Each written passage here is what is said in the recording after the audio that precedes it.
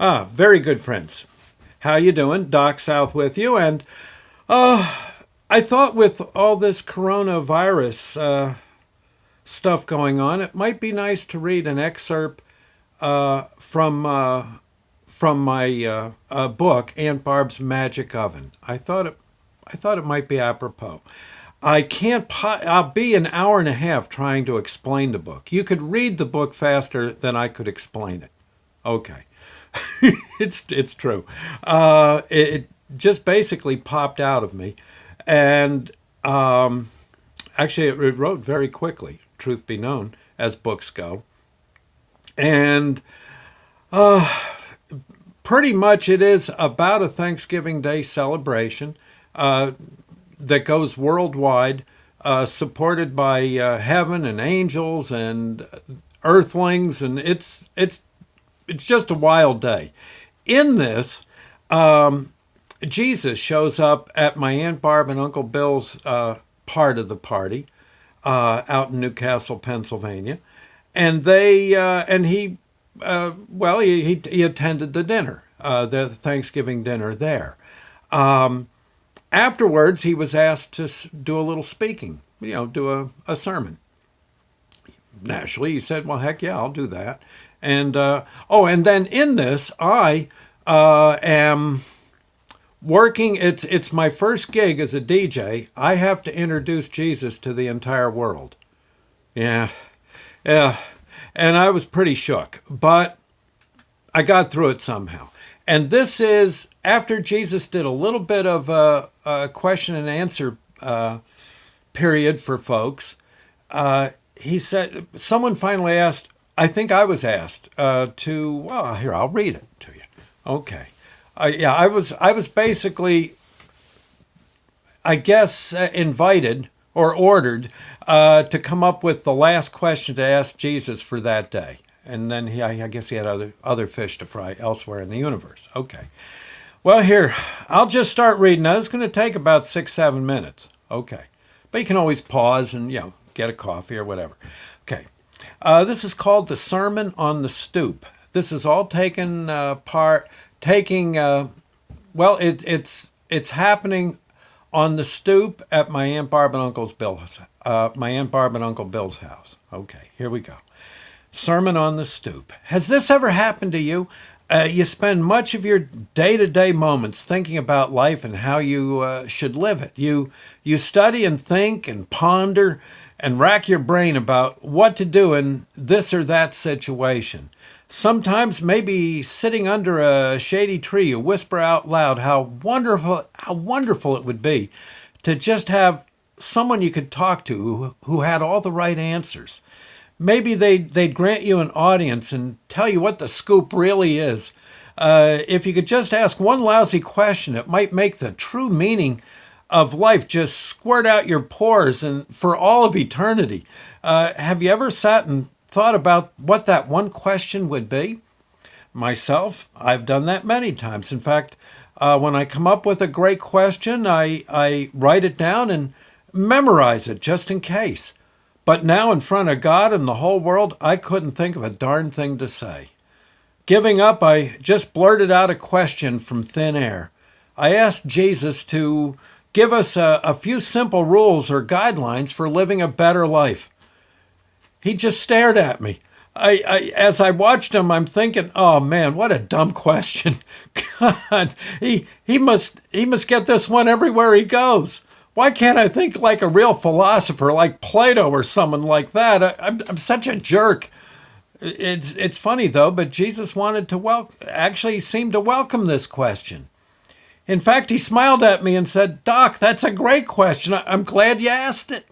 God, that kind of thing is right up my alley. Thank you. But first, I just want to thank my staff for helping to bring about such a wonderful day to this world of yours. Would you guys please show yourselves? Come on." That said, all at once there were maybe hundreds or more angels who came into view. Some were wearing chef hats. Others had halos. Some were in coveralls and others had aprons on. Some had wings, some didn't. Jesus asked them to take a bow. They all smiled beautiful smiles and bowed deeply. Then one angel hollered out, "Hey guys, how about one for the boss?" Then the angels went into glow mode and hollered, "You're the man, boss!" And we humans applauded too. We were cheering for both Jesus and his angels and for a great day and a great life. Jesus smiled at us and said how he thought it was a perfect day as well. He did say that he regretted having the dinosaurs, real dinosaurs, in the big Thanksgiving Day parade out over in New York earlier today. He thought that if there's a next time, it might be better to place them closer to the back of the march. People laughed. Jesus just smiled and said, "Live and learn." Jesus put his hand to his chin as the crowd applause died, and he just kind of stroked his chin whiskers a bit and said, "Live and learn. Live and learn, huh?" It's odd, but that's really what you're here to do, friends. Yes, indeed. You are here to live and learn how to exist in the real life. That's the life that is coming.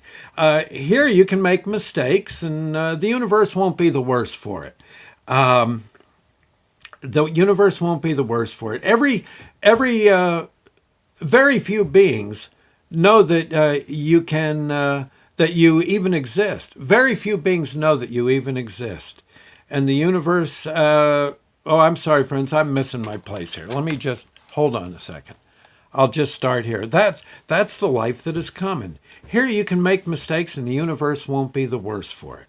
Very few beings know that you even exist, and those that do know about you, find it hard to get here. They live far away from you and you from them. It's best that way.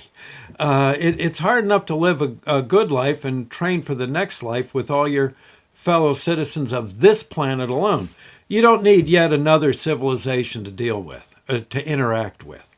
It would take you too far off base. Here on Earth, you can only hurt yourselves and no one else. Here you can learn to be like angels and eventually live in the best existence possible. That would be a life with me and our Heavenly Father as we tend to existence. He continued, the cameras were rolling. Here's what you must learn to do. This is how you must be. If you aren't this way, you will be powerless. The power will not come to you until you master some crucial steps. Once you master these steps, the power will be yours. By the way, I'm not trying to sound like a kung fu movie here, but if you learn to do the right things, the power will come to you without your asking for it to come. I guess you could say it'll grow on you. You see, you wouldn't give a stick of dynamite to a child playing with matches, would you? That would be, that'd be stupid and an evil thing to do. The kid and you are going to be airborne before you know it. But when the child is a young man or woman and has been taught about dynamite, they can be very useful when someone needs to blast a road through a mountain. Also, if that child has been taught to like his fellow man, he will be less prone to light that dynamite and throw it at someone to harm them. The news director, oh, by the way, this was all being televised, right, worldwide. The news director signaled that it was time for a commercial break. I'm surprised that a bunch of angels didn't take the guy for a ride over the Grand Canyon. I think Jesus muttered something about how rendering into the networks what belongs to the networks. Then he bit his tongue just a little and figured it might be best to take a break. I think Jesus felt that he was getting a bit too wordy and he could use the break to regroup. He said we'd be right back, and after these words from The Empire Strikes Back, the movie. Okay, now here we go. Here we go. During the break, we talked strategy. Jesus said he wanted to keep it real simple for the next segment. I figured, sure, what the heck. The producers sent over some bottled water and told us to drink it so the label faced the camera. We took a swig, and before we know it, we were on the air again. I welcomed everybody back and turned the microphone over to my co-host, thinking how I could never find a better one. Jesus faced the world and spoke. Friends, I'm going to do this as fast as I can. Here's what I'm going to do. I'm just going to blurt out the best advice I can think of for you to use to make your life better. Okay. It will only I will only do a tiny bit of explaining if I explain it all. What do you think, Doc? Well, I shrugged a yes without speaking. I'm not disagreeing with God. Not this cowhand, no, sir. Jesus started the lightning round. Here we go. First things, friends, is that you should learn to at least like your fellow humans. You don't have to love them. You don't have to love them all, and you shouldn't hate anyone. Stay in a state of like. Second, consider yourself to be an apprentice angel. Whoop, earthquake. Yep, there you go. Sorry. Second, consider yourself to be an apprentice angel because you are one. Third, don't worry so much. Worry is effort badly spent. Fourth, know the Lord's Prayer and follow its advice. Fifth, be good-hearted. You are here to develop that trait. Sixth, be content with your daily bread. Butter on that bread is only optional. Seventh, accentuate the positive, eliminate the negative, don't mess with Mr. In Between. Eighth, serve. Ninth, be grateful for the chance to serve. 10th, be humble. 11th, ignite your life and the life of others. 12th, rescue the low. 13th, it's more about others than you. 14th, live to uplift. 15th, don't scrimp on the enthusiasm. 16th, don't rain on parades. 17th, compassion won't hurt you a bit. 18th, the other guy might just have a point too. 19th, when you really get into it, this list could go on forever. 20th, you're smart. With these hints in mind, make up a few tips of your own. There you go. That was it. Jesus said thank you to everyone for listening to his sermon on the stoop.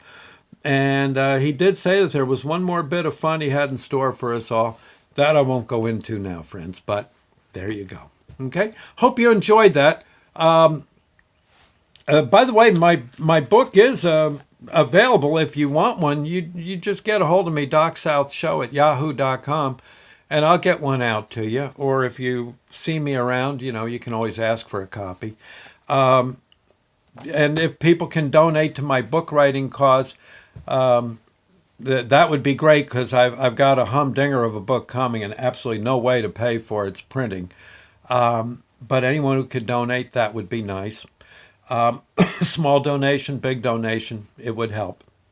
I also need to get more copies of Millie's Itinerary, my first book, the Book of Doc Blurps, the starter set printed up, and more Aunt Barb Magic, more of copies of Aunt Barb's Magic Oven printed as well. If you can help my book writing efforts, contact me. I'll tell you what to do. DocSouthShow@yahoo.com. DocSouthShow@yahoo.com. My books are written to make people feel better about life. Okay. I'll see you later. Thank you and God bless. Bye now.